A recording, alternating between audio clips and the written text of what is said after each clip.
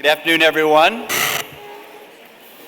Your Eminence, Your Eminences, Your Grace, Reverend Clergy, I had the pleasure of introducing our keynote speaker for this year's conference, Michael Kratsios.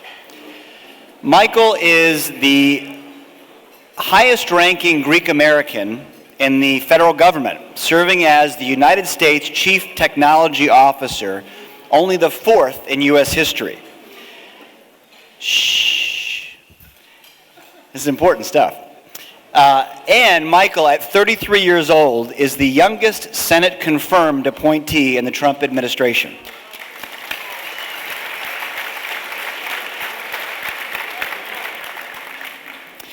While he formally began his position in August of last year, when he was unanimously confirmed by the U.S. Senate, since day one of this administration, Michael has served as the top technology officer to the President of the United States. In doing so, he has led the development and execution of the United States national technology policy. Under his leadership, the White House has launched national initiatives for artificial intelligence, quantum computing, 5G and broadband communications, autonomous vehicles, commercial drones, STEM education, and advancing manufacturing. Michael has also been the principal face and voice of the United States on technology at multiple international ministerials, including G7 technology ministerials in Italy, Canada, and France, G20 digital economy ministerials in Argentina and Japan, and the OECD Ministerial Council meeting in Paris. Michael was born in Salisbury, Maryland, the home of the famous Sarbanes family, and grew up in Columbia, South Carolina. And as Leadership 100 Chairman R.J. Vasiliou, President Cantonis, and myself are very proud to tell you, he is a graduate of Princeton University, where he graduated with a degree in political science and a minor in Hellenic studies. Michael is also a very proud Orthodox Christian and Hellene. As you'll hear in his remarks, he has spent his life fully immersed in the church. He also grew up speaking Greek at home and is fluent in the language. When he appeared before the U.S. Senate Commerce Committee for his confirmation hearing, he began his public testimony by saying the following, quote, "My mother and my grandfather came to the United States from native Greece in search of a more prosperous future. They instilled in me that enduring optimism for a better tomorrow, and I believe that embracing technological innovation, building new technologies in America and shaping those technologies with American values will lead us to a stronger future." Michael's mother, Maria, immigrated to the United States from Chios, and his papu, Michael's father, John's father, immigrated from Kastoria. And we are thrilled to have with us today Michael's parents, Maria and John. Mr. and Mrs. Kratsios, please stand.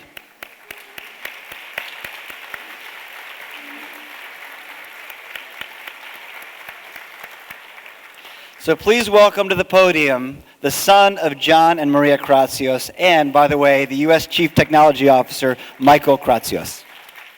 Thank you so much, Mike. That's an incredible introduction. Sincerest thanks. It is truly such an honor to be with all of you here at Leadership 100. I remember when Mike sent me the invitation many months ago. I could not have been more thrilled, and I'm excited it's all finally here.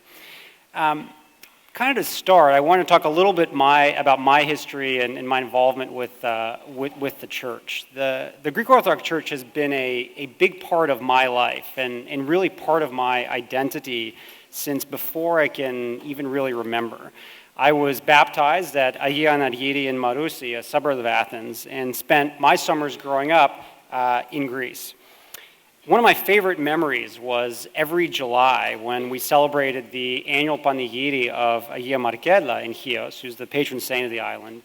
And few things in those summers made a deeper impression on me than the sight of pilgrims walking the 50 kilometers from Chios town to the monastery of Agia Markella for her name day service. As a child, I was blessed, and in part because of my family, to have the opportunity to visit the Phanar on multiple occasions, and was incredibly fortunate to meet both patriarchs Dimitrios and Bartholomew. These faithful and holy men spoke passionately about the dignity and the worth of all people and helped shape my views on the paramount importance of religious liberty, beliefs that I still hold very close to my heart today. Even in my hometown of Columbia, South Carolina, the Orthodox Church and Greek culture filled my life. I played Goya basketball, I attended winter youth rallies, and my parish priest trusted me for some reason to serve as an altar boy at Holy Trinity. And those memories as an altar boy, big and small, really still are stuck with me. From the weekly jostling for the best position in the great entrance procession to the time I nearly lit my robe on fire while trying to light the incense. But thankfully, I had a very forgiving priest in Father Eris, so thank you, Father Eris. When I think about my upbringing and where I am standing here today, there are really just two words that come to mind: thank you. Now, the average person may not readily see the connection between our Orthodox faith and my job as the Chief Technology Officer of the United States. One can easily put religion in one box over here and science and technology in another box over there and call it a day. But everyone here knows that the world isn't so simple, or so boring for that matter. God touches every aspect of the world and our lives, and one of the primary ways we understand God is through scientific and technological discoveries. In my mind, few things are more intertwined, actually, than faith and science.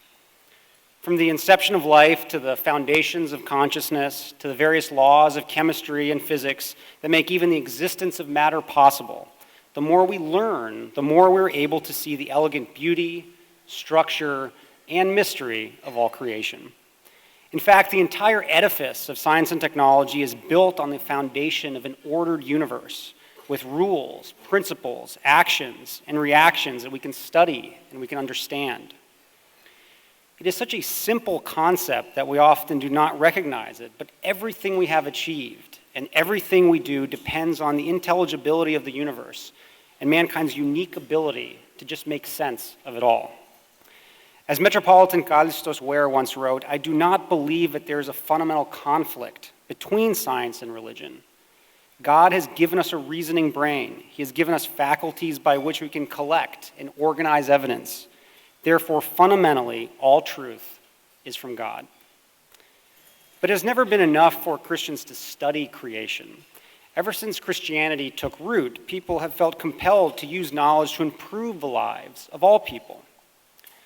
Christian love for the poor and the homeless in the Byzantine Empire led to the creation of the first ever hospitals, specialized centers to heal the sick.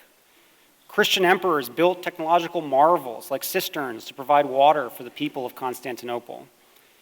Even the university system was created by the church so that priests and others could not only study theology, history, and law, but also math and science. So we can clearly see how faith drives us to understand the universe and to use our understanding to help others. But over time, I've come to understand that all of us, especially here in the United States, must invest in science and lead in technology for another very important reason. It is the only way that we can preserve the fundamental rights and freedoms that we are guaranteed by, as our Declaration of Independence says, nature and nature's God. For the past 3 years, I have had the privilege of leading the Trump administration's technology policy. In this position, I have seen the absolutely amazing potential of what the president likes to call the industries of the future, from artificial intelligence to quantum computing to 5G connectivity. My main goal at the White House has been to determine how the federal government can most effectively supercharge our innovation ecosystem here in the United States and ensure America's continued technological dominance, especially in these emerging technologies. To that end, we launched the American AI Initiative, a national strategy to increase AI innovation in our country. The President signed the National Quantum Initiative Act to improve quantum research and development in our country. And we are leveraging federal resources, assets, and guidance to implement 5G connectivity across our country. And these examples are just a small subset of the work that we have been doing to retain America's technological edge. These technologies not only make America more safe and prosperous, but they also have a potential to bring unbelievable benefits to people in need. For example, the FDA recently approved the first ever AI-based medical diagnostic device to detect diabetic retinopathy, an eye disease that can cause blindness and affects over 7.5 million Americans. Researchers have developed a new AI system to detect breast cancer that reduces false positives and can identify cancer when normal screening tests fail. New prosthetics are being developed at increasingly lower costs that allow amputees to operate mechanical hands through muscle signals alone. Quantum information science has already enabled the GPS in our cars, the semiconductors in our smartphones, and the MRI machines in our hospitals. And we are just scratching the surface. And with 5G, internet speeds will increase to such a level that doctors will be able to perform remote surgery to serve Americans in rural communities. Today's innovations are unlike anything we have ever seen before. The benefits are profound, but the risks are also enormous. Let me try to put this a little bit in perspective. When mariners in the early modern era developed bigger ships and better sails, it meant more people had access to foreign goods and that travel and commerce could increase. But it also meant that nations would compete and wage war with even more powerful navies. These changes were huge, but they also took time to develop and originally only affected a small number of people.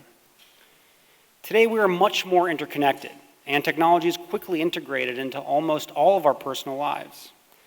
The truth is that the most advanced technologies that we have been using for good are also being abused by our adversaries. We see this most clearly with China, and I think it's worth talking about. The Chinese government has built an advanced authoritarian state by twisting technology to put censorship over free expression and control of people over individual empowerment. Through their massive system of surveillance, the Great Firewall, the Chinese government violates the privacy of every person in the country by monitoring online communication and blocking access to information. The Chinese Communist Party also uses technology to control and imprison dissidents and activists and to violate the religious liberty of Christians, Muslims, and other religious minorities. According to the U.S. Commission on International Religious Freedom, Chinese authorities track and monitor religious minorities through surveillance at houses of worship, through facial recognition technology, by collecting large amounts of biometric data, and by even using advanced AI and supercomputing. If China is doing this to its own people, and especially to faithful religious minorities, imagine how it could abuse power if it became the world leader in developing and supplying advanced technology for other nations. I personally do not believe that such a dark vision of the future will come to pass, because we are doing everything we possibly can to ensure America leads the world in technology. The truth is that Americans and our friends and allies around the world are truly unique. All of us. Why do we have an insatiable desire to create technology that benefits people, while our adversaries use technology to suppress their own people and undermine other nations? It all comes down to the core values at the heart of America, drawn from our Judeo-Christian faith and tradition. We know that while we have the freedom and the amazing ability to create, we have no right to infringe on the rights of others or to violate their basic human dignity. In fact, we have an obligation to help people whenever we're able to. This is why I fundamentally believe that America must be the undisputed leader in technological innovation. If we don't, nations like China will lead, and the most advanced technologies will become tools that threaten our God-given rights.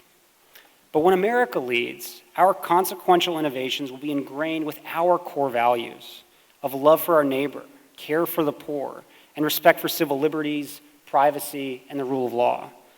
When technology is rooted in these values, it will serve as a tool that protects our fundamental rights and enables human freedom and responsibility. Instead of empowering wrongdoers, tech will continue to be used for noble and just ends. People have always been driven to create, to build, to explore, and to push the limits of what we think is possible. When we do this with our hands outstretched and our hearts lifted up to God, we can help millions and benefit generations that come after us with our creations. All we have to do is look back in our history to see how this has been done before. 6,000 miles from here, in the heart of our patriarchal city, stands one of the greatest structures ever built in human history, Hagia Sophia. The earlier churches had burned to the ground on that spot each time the great Byzantine Empire rebuilt. In the 500s, two new architects, Anthemios and Isidoros, designed a new church, unlike any that had ever existed before. Stretching the limits of mathematics and architecture, they soon lifted a dome 184 feet above earth. The center of the space was wide and open, with lights shining in from every side. As Patriarch Photios of the 9th century said, it is as if one were stepping into heaven itself, with no one standing in the way at any point. The various beauties shine forth like stars all around. For nearly 1,000 years, Hagia Sophia stood as the largest cathedral in the world. It still stands today as a monument to what we can achieve when we never give up, when we study God's creation, and when we take a leap of faith. When we build on the achievements of those who came before us, there is no limit to the heights that we can achieve. We will still have so much to explore and so much to discover, and each step of the way will create new wonders that will continue to lift up mankind and inspire the world. So thank you so much for inviting me to be here today, and may God bless us all. So, Mike, let's start with Chief Technology Officer. Yeah. What exactly is that? Because I imagine there's been all kinds of misunderstandings. Are you the guy going after Facebook? Are you the guy supplying internet to the federal government? But it really has shocked me the depth and breadth of the issues that you handle for our country. So tell us a little bit more about what are the issues you handle and what's your day-to-day? Yeah, so I think the role was actually created in 2009 by the Obama administration. They had a very good understanding and idea that the dynamics of government IT were changing fundamentally, and that technology should be harnessed in a much better way to drive better citizen-facing services and transform a lot of our agencies. So in its initial incarnation, the CTO's office was actually very inward-facing. It was all about how you can improve the way the federal government operates, how you can make websites better. When healthcare.gov had some issues, the CTO team helped solve it. When we came in 2017, we kind of turned it on its head and we said, look, that's an incredibly important effort and there's lots of great people working on inward facing, but we're at an inflection point globally. The national security, economic growth, and prosperity of the American people are deeply dependent on our ability to lead the world in technological innovation. So we changed the direction of the office and made it outward looking. All the efforts that we do are to drive technological leadership in the country itself. So we work on sort of the most important technological challenges the country faces and think about how we can harness the tools available to the federal government to drive innovation in those spaces. And the way I always think about it is the way that technological innovation happens in the United States is very unique from the rest of the world. We have a unique innovation ecosystem where the federal government is one piece of this incredible puzzle that also includes the private sector and academia. And we are sort of maniacally focused on figuring out how you can take that piece of the puzzle, the federal piece, and drive it to be leveraged by the other components. So for example, we always ask ourselves, what do we have that the other parts of the ecosystem don't have? For example, we have the fastest supercomputers in the world. Only the federal government has the money to build multi-billion-dollar high-performance computing infrastructure in national labs. We want to make that equipment available to the private sector and to academia. Another example, the federal government spends about $150 billion a year on research and development. And the question is, how can we optimize that money so it's directed towards efforts which are not duplicative of what the private sector is doing? So the private sector is very much more short-term focused in nature. So when they want to invest in something, they want to be able to see, they have to have some incentive of why they're doing that. So we invest on the federal level in early stage, basic, pre-competitive research that the private sector is not incentivized. We also look at a lot of issues relating to workforce. How do we create a pipeline of talent so that the next great AI scientists and quantum researchers will be Americans? Kind of the last piece of what we work on is international engagement. As I mentioned in my remarks, it's absolutely critical that the West comes together to drive technological innovation together. And we can do this through a variety of international fora. Even in an environment where our administration is very skeptical about multilateral agreements, unless we think they really are beneficial for the American people, we can still find lots of places internationally for making breakthroughs, whether it's at places like the G7 or at the OECD, where we have like-minded democracies coming together. So what have some of your biggest challenges been in this job? And I should reemphasize what I said in my remarks. While Mike was confirmed in August of this year as Chief Technology Officer, he was the acting Chief Technology Officer since day one of this administration. So you've been in the job for, I guess, about 3 years now. What have been some of your biggest challenges? You know, I think anyone who is new to government, I think their obvious biggest challenge for me has been understanding how to navigate the bureaucracy. And I think in the early days, I think I saw it more of as a bug rather than a feature of our federal system, was this sort of diversification of agencies that work on technology issues. So back to how our system is different than others, the US does not have a Ministry of Science or Ministry of Technology. Most other countries just have one office, and there's one guy who runs it, and they deploy all the capital, and they make all the decisions relating to science and tech. That's not how we do it. Each of our agencies has a very important and distinct piece to play in the federal role of technology development. Many of you have heard of DARPA, which is an agency within the Department of Defense. They do basic early stage research in lots of types and lots of different things that can ultimately be useful to our warfighters. They were the ones who, through their investment, created the internet, GPS. Those were all things that were funded through DARPA. On the other end of the spectrum, you have an agency called the National Science Foundation, which is budgeted about $8 billion a year. They deploy that money to professors and to other researchers, mostly in academic institutions all around the country, through a merit-based review process. You have a Department of Energy, which runs 17 national labs, which are sort of what we consider the crown jewel of our research ecosystem. These are places where the first nuclear weapons were created, where we continue to maintain our nuclear stockpiles, and where amazing breakthroughs are being made in everything from quantum computing to battery storage. So I think early on, to get back to your question, it was just so frustrating. There was like 10 different people. You had to get all of them in the same room together and get them to work. But I think once you can bring them together and unite them behind a centralized goal, you can actually do incredible things because there's so many people who are able to contribute. And that's what we've been able to do through initiatives like the American AI Initiative. Final question I'll ask Mike, and then we'll open it up to questions. If you've got a question, please feel free to line up behind the microphones there. Your Greek Orthodox faith and your Hellenic heritage.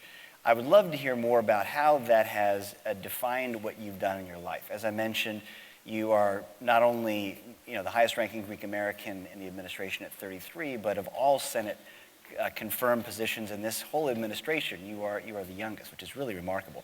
I've seen personally important elements in your life, such as your family, your faith, your humility, education, which I think a lot of people in this room identify as important Hellenic and Orthodox characteristics. But I'd love to hear more about how that has defined your life.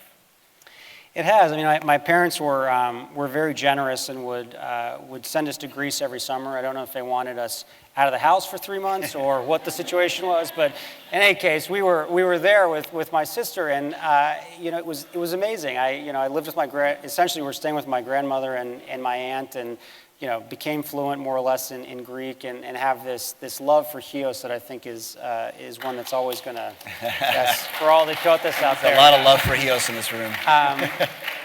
So to me, I think number one is centered around faith. I think my parents made an effort. They wanted to baptize me in Greece, and being part of the church community in Colombia was a huge part of my life growing up. And to me, wherever my life has taken me, whether it was in finance at the height of the Great Recession in 2008, or off to San Francisco during the second tech bubble, or even here in Washington, and probably one of the most sort of controversial eras in American history. It's something that has constantly kept me grounded in a place where I can go to, where I know that if you think about the most important things in life and the goals that you're working towards ultimately, none of the partisan stuff matters, none of the economics matter. It's all about what are you trying to do to better this country and better humanity going forward. And I think that has been a big part of it.